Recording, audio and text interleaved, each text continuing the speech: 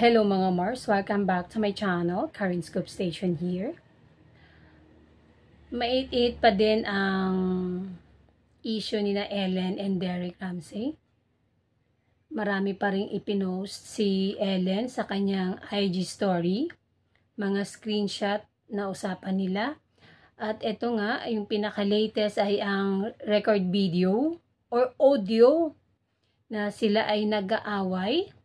Maririnig mo sa audio ang boses ni Derek na sila ay nag-aaway, sinisigawan siya, minumura siya. Yun po yung maririnig mo sa audio. Ngayon, may mga nagtanong kung bakit pa ibinahagi pa o inilabas pa ni Ellen ang mga ganong klaseng usapan, video, mga ganon. Ito lang ang sagot ni Ellen sa kanyang Instagram story. Nag-post po siya. And the reason I'm exposing this is simple. Behavior like this, cheating, psychological abuse, disrespect toward women should never be tolerated. When we stay silent, we enable it. Women deserve safety, honesty, and respect. And calling this out is how we break the pattern and demand accountability. Meron pa siyang i-share. After talking and comparing notes with the exes, we agreed na ako na lang ang spokesperson since I'm the fearless one enough to speak. They've actually endured worse than I have. And they gave me their full blessing to raise the banner for all of us and told them, don't worry, I got you girls. Nako, mga Mars.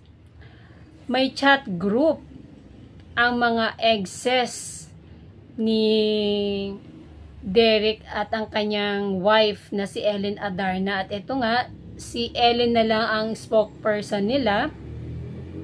Grabe din pala ang mga pinagdadaanan ng mga exes, mga Mars. Alam naman natin, before Ellen ay si Andrea Torres ang naging girlfriend ni Derek noon that time. Then ito pa, post din ni Ellen. Kung magkaaway man, let's keep it respectful. Walang murahan, walang sigawan, normal lang ang conflict. It takes two to tango. But cursing and shouting should never be part of it. There are healthier ways to express anger. Going beast mode is never the solution. I'm no saint and I'm not pretending to be perfect. I know I can be difficult sometimes. Minsan, I shut down and give the silent treatment. And I understand that can trigger people who are very confrontational. Oo nga, no? May mga tao talaga na pag nagalit sila, nag-raise agad sila ng voice, pero yung kaaway nila, tahimik lang. Pero sa totoo lang, yung pagtataas ng boses ay hindi naman magiging solusyon para dun sa problema nyo. Meron talagang mas magandang way para maayos ang problema, masettle, pag-usapan ng maigi.